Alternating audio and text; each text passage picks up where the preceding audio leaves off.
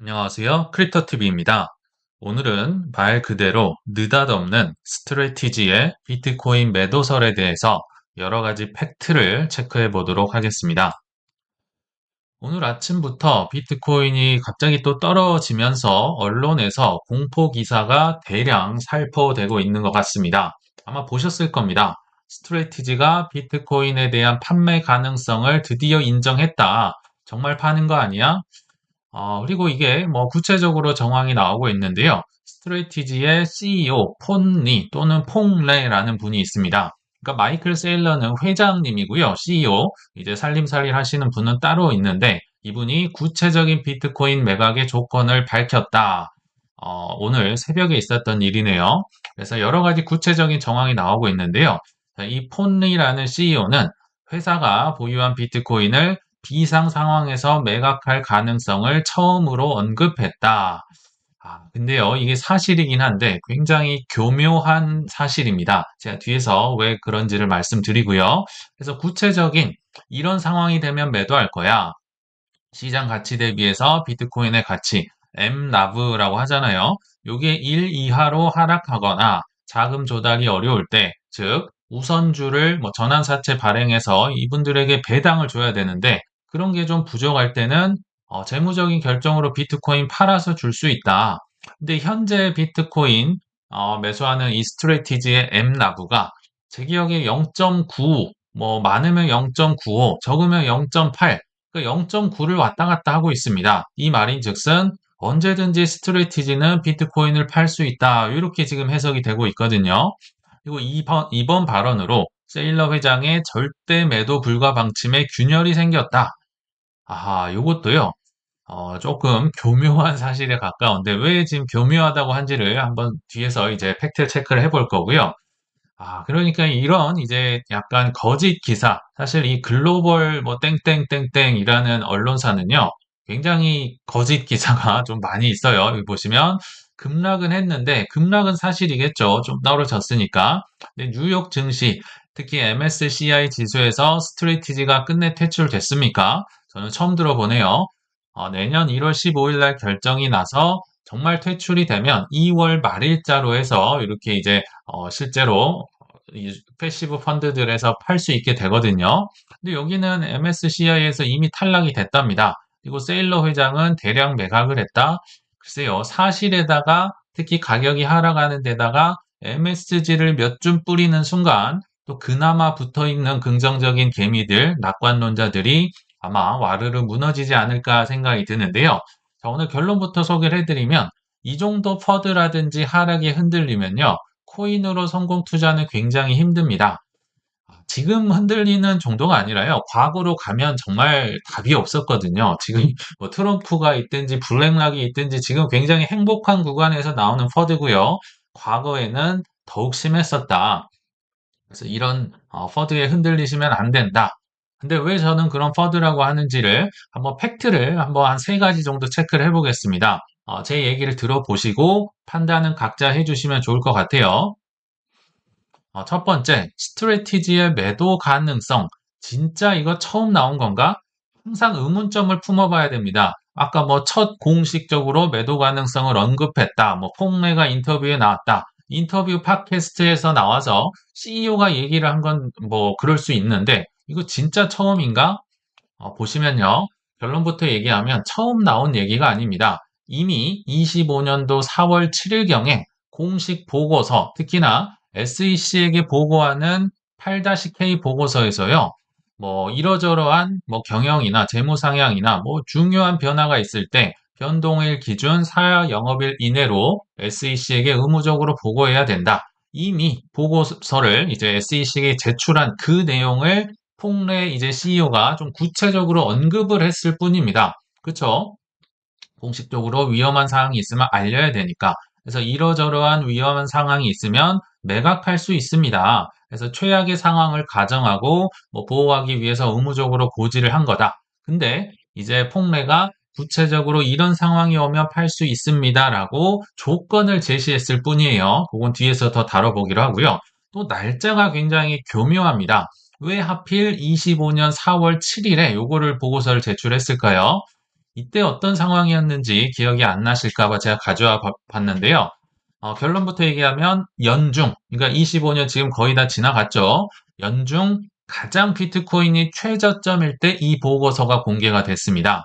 4월 7일, 나 비트코인 팔 수도 있어. 아니, 스트레티지는 뭐 죽어도 안 파는 기업 아니었습니까? 했는데, 팔 수 있어 하니까 공교롭게도 비트코인이 1.11억을 찍으면서 연중 최저치를 기록했고요. 또 왜 제가 공교롭다, 하필이란 얘기를 썼냐면, 우리 기억나시죠? 4월 2일자로 트럼프 대통령이 관세 전쟁을 일으키면서 해방의 날이요라고 외쳤죠. 그러니까 이 공포감이 어마어마했습니다. 그 전부터 떨어지는 게 보이시죠? 사실 나스닥, 뭐 M7 이런 주식들은 더 많이 떨어졌었습니다.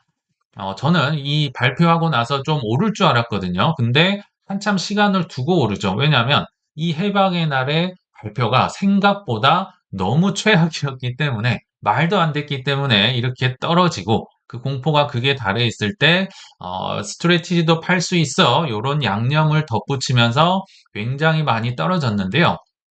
결론부터 얘기하면 그때 이후에 비트코인이 뭐 출렁출렁하긴 하지만 굉장히 많이 올랐음을 볼 수 있습니다. 저는 이 구간과 현재도 좀 비슷할 수 있다 생각이 들고요. 더 중요한 거, 그러면 이렇게 SEC에게 팔 수 있다고 한 다음에 스트레티지가 어떤 행동을 했는지 보시면 좀 투자에 도움이 되시겠죠. 자, 여기 보시면요. 예전처럼 원래는 마이클 세일러는 항상 나는 탑에서 살 거야. 나는 최고점에서마다 살 거야. 라고 거의 무한 매수 발언을 항상 했었는데요. 근데 말과 사실이 조금 다릅니다. 올해 들어서는 굉장히 전략적인 투자를 하고 있다. 즉, 스트래티지도요. 이제는 좀 떨어질 때 사고 오를 때는 좀 덜 사는 이런 전략을 보인다는 걸 이 개수를 보시면 알 수 있는데요. 이게 비트코인을 매월 샀던 개수가 나와 있습니다. 여기 보시면 3월, 4월, 5월 29,000개, 25,000개, 26,000개 엄청 많이 샀잖아요. 3월, 4월, 5월 어땠나요? 연중 최저치입니다. 3월, 4월, 5월 여기 좀 오르기 직전까지 굉장히 많은 비트코인을 샀었는데 그리고 6월에 7월도 많이 샀네요. 7월 3만 1000개 가장 많이 샀는데 7월이 이제 좀 오르다가 떨어진 뭐 이때 근처가 아닐까 생각이 들거든요. 이 올라가기 직전에 많이 사고 반대로 이제 8월, 9월, 10월, 11월 정말 많이 올라 있죠. 대부분 많이 올라 있고 특히나 가장 덜 샀을 때 이때입니다. 비트코인이 거의 1.8억 정도 찍었던 그때 10월 달에 덜 사. 이거 뭐 2만 개, 3만 개씩 사다가 700개밖에 사지 않았죠. 최고점에서 항상 산다고 하던데 말이 좀 달라졌네요. 즉, 떨어져 있을 때는 엄청 사고, 올라 있을 때는 덜 사는, 그러다가 이제 11월 들어서 좀 떨어졌잖아요. 여기 보시면 많이 떨어졌죠. 요때 이제 9천 개 정도 사면서 다시 매수 단가, 매수 개수를 늘리고 있는 상황. 굉장히 전략적인 플레이를 하고 있음을 알 수 있습니다. 예전과 좀 달라졌어요, 스트래티지가. 그리고 두 번째 한번 팩트 체크해 보시죠. 스트래티지는 비트코인을 진짜 안 팔까? 혹은 안 팔았을까? 그리고 팔면 지구가 멸망할 것인가? 요거는 아마 기억이 잘 안 나실 수 있을 것 같은데요. 진짜 비트코인 판 적이 있을까요? 없을까요? 있습니다. 있어요. 22년도 말에요. 비트코인을 실제로 704개 정도 팔았습니다. 매도 시점 22년 12월 22일. 정확하게 나오죠. 근데 기억나시겠지만 FTX 터지고 그러니까 테라루나도 과거에 터졌고 정말 최악의 상황에서 비트코인을 판 적이 있다. 16,000, 17,000달러였으니까요. 와, 뭐 지금 많이 떨어졌다고 해도 거의 6분의 1 정도 되는 가격에 모시는 거네요. 이때 왜 팔았다? 자본 손실을 실현해서요. 자본 이득에 대한 세금 환급을 노렸다. 즉 플러스인 거 팔 때 이제 마이너스를 팔면 이제 퉁쳐서 세금을 안 내는 그런 거 있잖아요. 그래서 상계에서 순세금 혜택을 받기 위해서 704개를 판 적이 있었습니다. 근데 결과적으로 볼 때 매도했으니까 공포가 왔습니까? 아니요. 그 뒤로 더 많이 사서 결국은 그 뭐 해당 주로 보든 해당 월로 보든 아니면 그 주 최근 11월, 12월로 보든 전체 보유량은 오히려 많이 증가를 했다. 그러니까 22년 11월, 12월 FTX 때요. 결과적으로는 2,500개 순매수로 끝났다는 겁니다. 판 적도 있었지만 좀 더 구체적으로 가보시죠. 언제 샀다? 22일에 팔았고요. 바로 이틀 뒤에 크리스마스 이브 때 바로 810개를 사면서 뭐 그 주로 보더라도 순매수로 마감을 했다.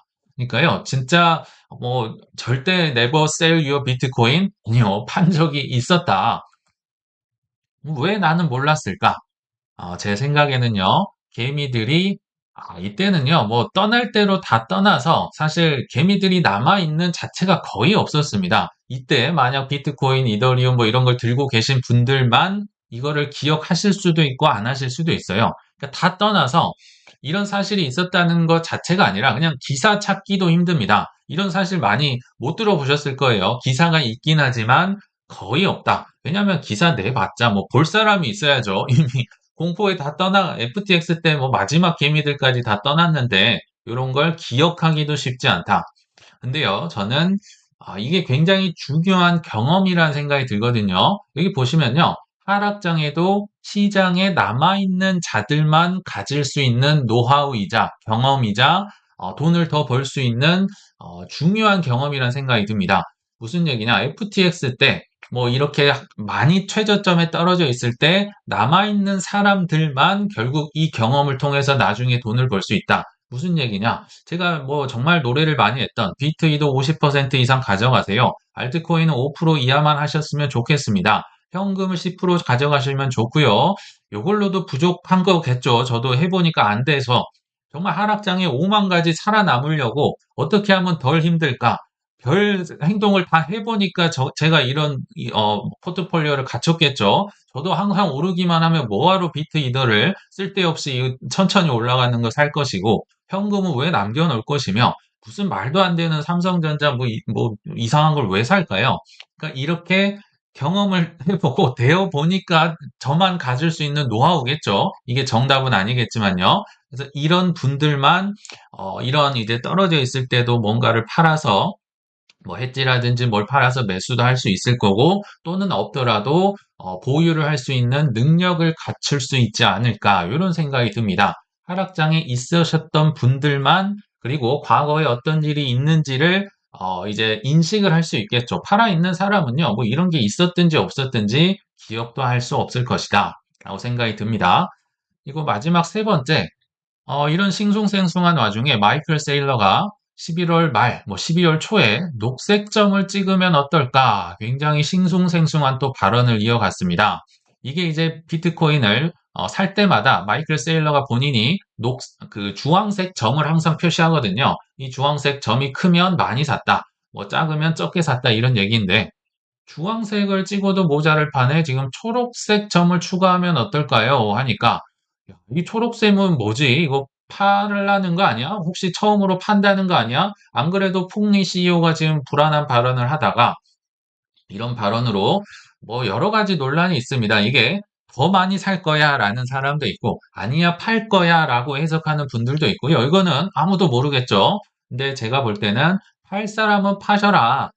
즉, 더 하락할 수 있는 가능성도 염두에 둔 발언 같습니다. 그렇지만 결국은 저는 이제 뭐 긍정적이라고 생각이 드는데 한번 판단을 해주시면 좋을 것 같아요. 일단 제가 생각할 때 떨어지면 이분은 더 살 것 같다. 즉 대량 매수가 가능할 것 같다는 생각이 들거든요. 그 이유는 자, 첫 번째, 녹색 점은요.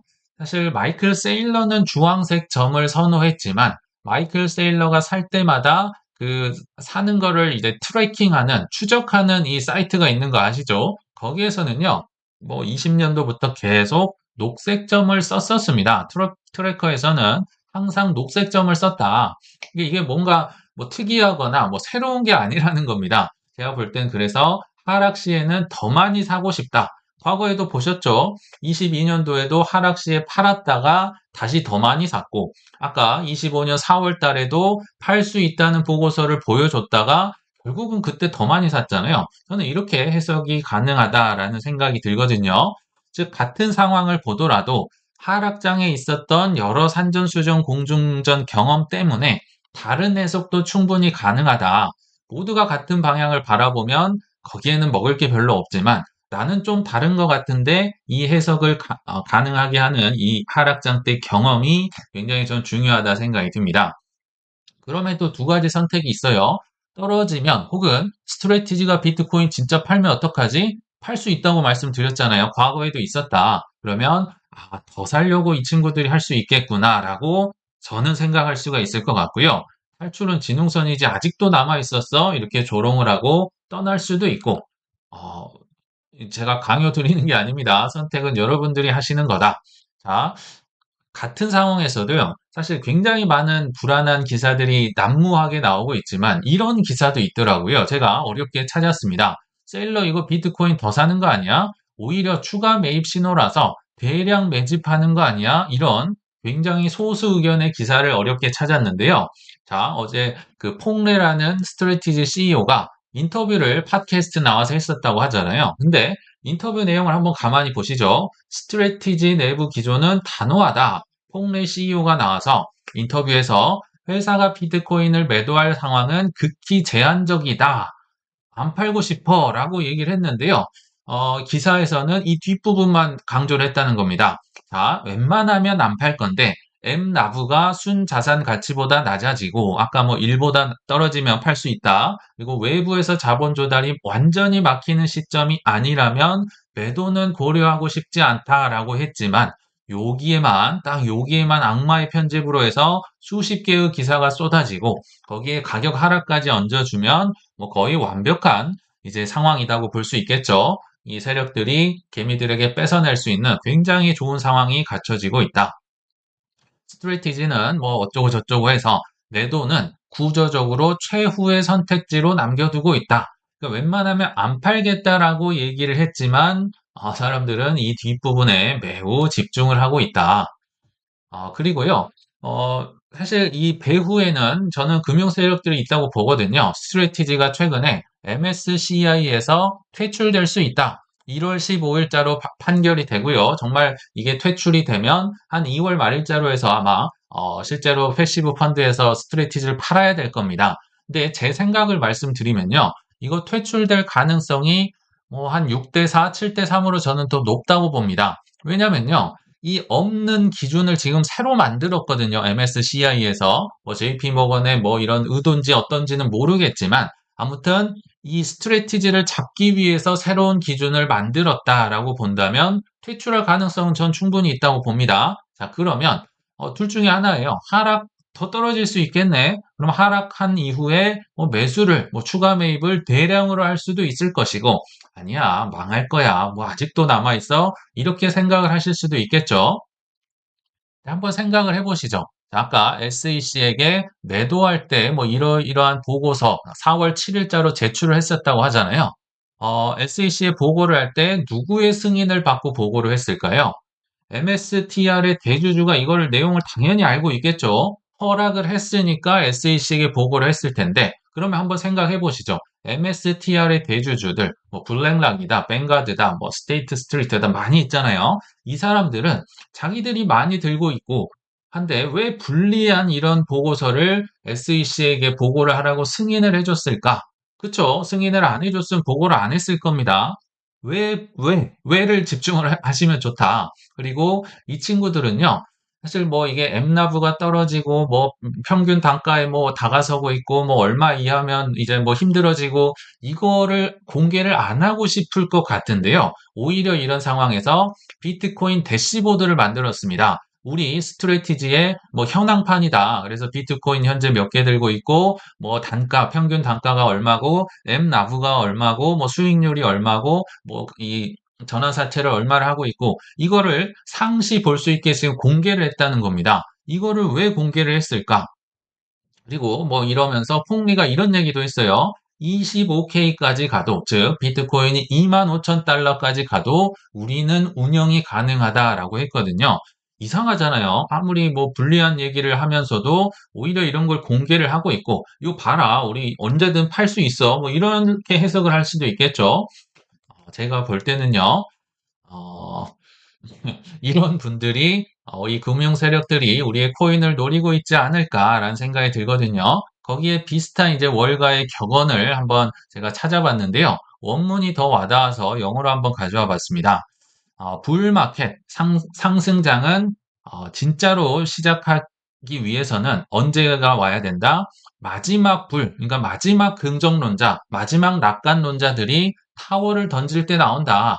지금까지 버티고 버텼던 사람들마저도 이제 뭐 예를 들어 FTX가 터질 때 뭐 이럴 때겠죠. 테라 루나도 겪었지만 이게 또 터졌다고 이러면 정말 마지막 남은 사람까지 항복을 할 때 진짜 강세장이 온다라고 생각이 드는데요. 요약을 드리자면 뱅가드나 뭐 블랙락이나 JP 모건 등이 개미보다 한 발 늦게 지금 시장에 들어왔기 때문에 개미들의 코인을 뺏어가려면요.